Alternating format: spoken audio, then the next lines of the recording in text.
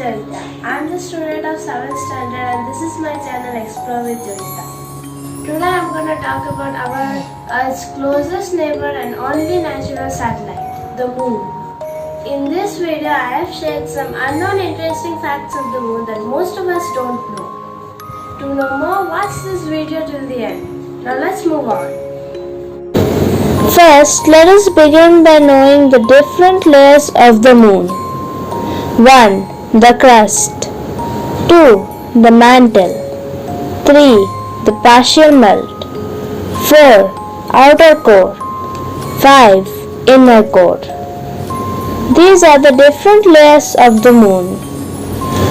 The Moon formed 100 million years after the creation of the solar system, when the Mars-sized body known as Theia collided with Earth, throwing vaporized chunks of the young planet's crust into space. Gravity bound the ejected particles together, creating a moon that is the largest in the solar system in relation to its host planet. This sort of formation would explain why the moon is made up predominantly of lighter elements, making it less dense than Earth. The material that formed it came from the crust, while leaving the planet's rocky core untouched. As the material drew together around what was left of Theia's core, it would have centered near the Earth's ecliptic plane, the path the Sun travels through the sky, which is where the Moon orbits today.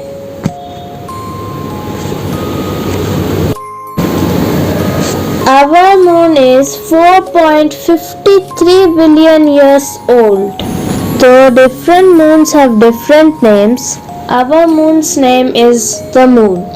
It's because until Galileo first turned his telescope to the skies in 1610 and realized that Jupiter had tiny spots of light orbiting around it, astronomers had no idea that other planets also had moons.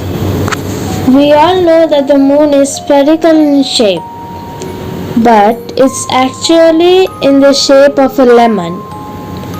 When Earth's gravity pulled at the Moon's magma, building the crust up more on the points closest to and the farthest from Earth, the crust became lopsided and tilted the Moon's polar axis to the angle we see today.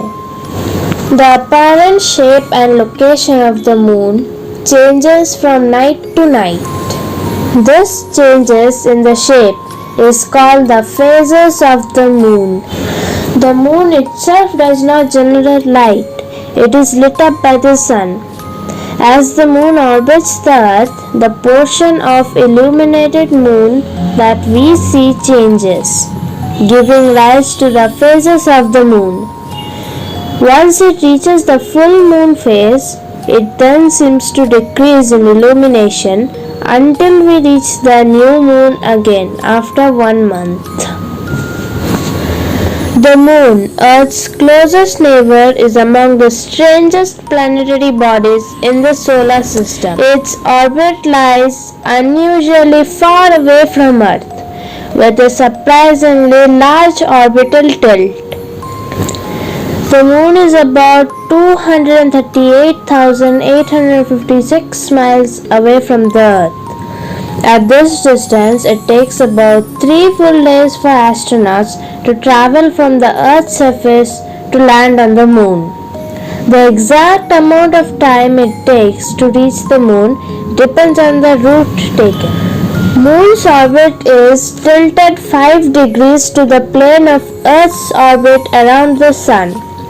As a result, from our viewpoint on Earth, the Moon normally passes either above or below the Sun each month at new moon.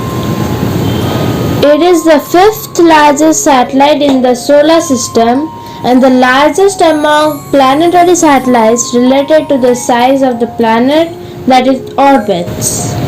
The moon is also the second densest satellite. The moon is the Earth's only permanent satellite. The moon is also the brightest object in the Earth's night sky, second only to the sun itself. Earth's moon measures 2,195 miles from end to end. The moon is called a terrestrial planet, a category it shares with the Earth itself, as well as Mars, Venus and Mercury. The majority of the moon's surface is covered with regolith, which is a combination of very fine dust and rocky debris. This comes from billions of years of meteor impacts. The average temperature on the moon at the equator and mid-latitudes varies from -183 Celsius at night to 106 degrees Celsius during the day. The moon and the earth have what is called a synchronous rotation, which means the speed at which the moon rotates around its own axis is the same as the speed at which the moon rotates around the earth. It takes the moon about 27 days and 8 hours to make a complete revolution around the earth. Over time, it has slowed down because of the effect of Earth's gravity. Astronomers call this a tidally locked state because it will now remain at this speed. This is why no one ever gets to see the other side of the moon, which is sometimes called the dark side. And in fact, the correct name for the other side is the far side of the moon, since dark side implies that the other side of the moon doesn't get sunlight, which it does get. Interestingly, there are times when the moon will wobble just a slight amount because its orbit is not completely circular. So sometimes it is possible to see just a tiny bit of the far side. However, astronauts have also been able to capture photos and videos of the far side of the moon using satellite technology. The moon has a monthly cycle just like the Earth. The moon's cycle is called the lunar or synodic cycle. From Earth, both sun and the moon looks about the same size. This is because the moon is 400 times smaller than the sun, but also 400 times closer to Earth. Do you know? Moon has quakes too. They are not called earthquakes, but moonquakes. They are caused by the gravitational influence of the Earth. Unlike quakes on Earth that last only a few minutes, most quakes can last up to half an hour, though they are much weaker than earthquakes. The moon has been volcanically active throughout much of its history, with the first volcanic eruptions having occurred about 4.2 billion years ago. Today, moon has no active volcanoes. Volcanoes stopped on the moon 2 billion years ago. Even though a significant amount of magma may persist under the lunar surface, the moon's surface is covered with thousands of craters. Crater is a large bowl-shaped cavity in the ground or on a celestial object. Craters on the moon are caused by asteroids and meteorites colliding with lunar surface. Do you know? The moon is slowly moving away from the Earth. Now you might be thinking that what will happen if the moon moves away? Well then, let's see what will happen if there is no moon. Without the moon, the Earth would spin faster. Extra speed at the equator means the water in the oceans would start to amass there at 1 mile per hour faster. The water around the equator would get a few inches deeper within just a few days. At 100 miles per hour faster, the equator would start to drown. The day would be shorter. The Coriolis force, which causes moving objects to be deflected to the right in the northern hemisphere and to the left in the southern hemisphere due to Earth's spin, would be much stronger. The brightest and the largest object in our night sky, the moon, makes Earth a more livable planet by moderating our home planet's wobble on its axis, leading to a relatively stable climate. It causes tides, creating a rhythm that has guided humans for thousands of years. After hearing all this, you might get worried, thinking what will happen. But there is no need to worry. The rate in which it is traveling is about 1.5 inches, equal to 4 centimeters per year. It will be a long time before the two parts away. Do you know, humans have also been able to set foot on the moon. But only 12 people have walked on the moon. Apollo 11 was the first space flight that first landed humans on the moon. Commander Neil Armstrong and lunar module pilot Buzz Aldrin formed the American crew that landed the Apollo lunar module Eagle on July 20, 1969 at 2017 UTC. Armstrong was the first person to walk on the moon.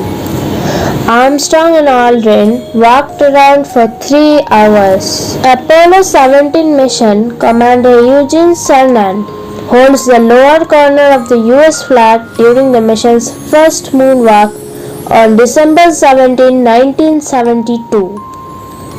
Cernan, the last man on the moon, traced his only child's initials in the dust before climbing the ladder of the lunar module the last time.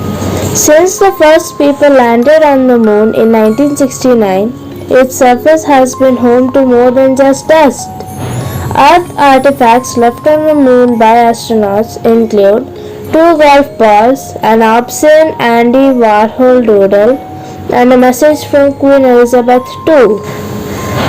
Now you may be thinking, can humans live on the moon? Well, let's check it out. The satellite has lots of oxygen, just not in the form we are used to. Unlike the gaseous form we breathe,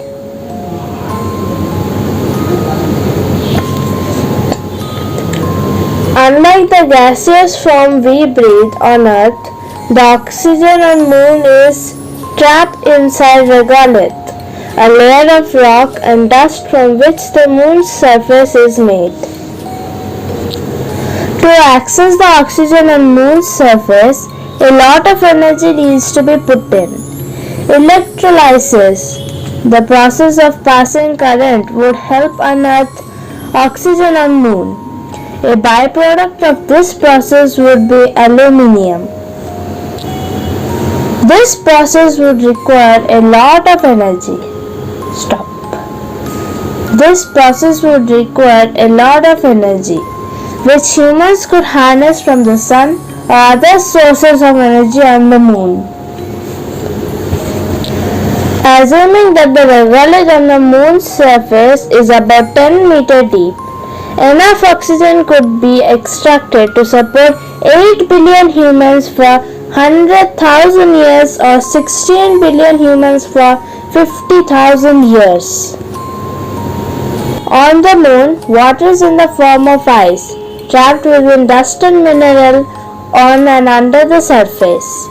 It has been detected on areas of lunar surface that are in permanent shadow and are therefore very cold, enabling the ice to survive.